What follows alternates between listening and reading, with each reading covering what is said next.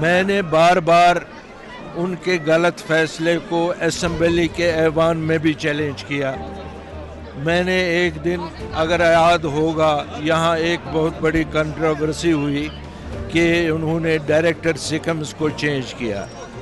وہ آرڈر جو نکالا تھا سی ایم صاحبہ نے نکالا تھا، میں نے چیلنج کیا اسمبلی میں کہ اس کو کس گناہ کی سزا دے رہے ہیں آپ، اس کو کیوں آپ وہاں سے ہٹا رہے ہیں، کیونکہ ان کی ہمیشہ غلط پالیسیاں رہی ہیں. جو بھی ڈیسیجنز سی ایم صاحبہ نے لیے غلط لیے.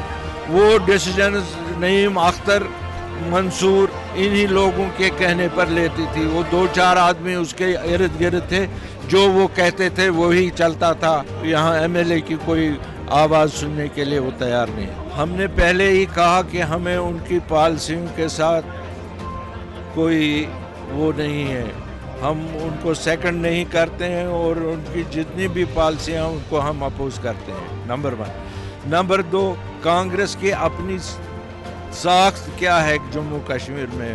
12 ممبر لے کر وہ کیا کر سکتے؟ اس سوچنے کی بات ہے. اور کانگریس کے ساتھ مل کر ہم کیا کریں؟ بھائی جب لوگ ہوں گے تبھی تو آپ حکومت کرو گے. جب لوگ ہی نہیں ہوں گے تو آپ کس پہ حکومت کرو گے؟ یہاں جو یہ قتل غارت ہو رہی ہے اس کے ہم بالکل خلاف ہیں.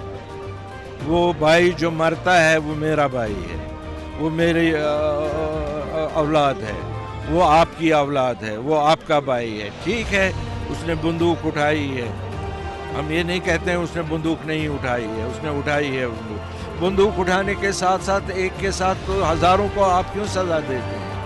اگر ایک نے جرم کیا تو ہزاروں کو کیوں سزا دیتے ہیں؟ ایک چھوٹی سی مثال بتاؤں گا میں، میری نظر میں ہے ایک لڑکا اپنی بیوی بچے لے کر جب یہاں پولیس نے اس کے ساتھ بہت زیادتی کی، وہ یہاں سے بھاگ کے گیا پاکستان. اب اس کے ماں باپ کو ستایا جا رہا ہے کہ بیٹے کو واپس بلاؤ. کہاں کہاں پر ظلم نہیں ہوتا ہے یہاں کے یوتھ کے ساتھ.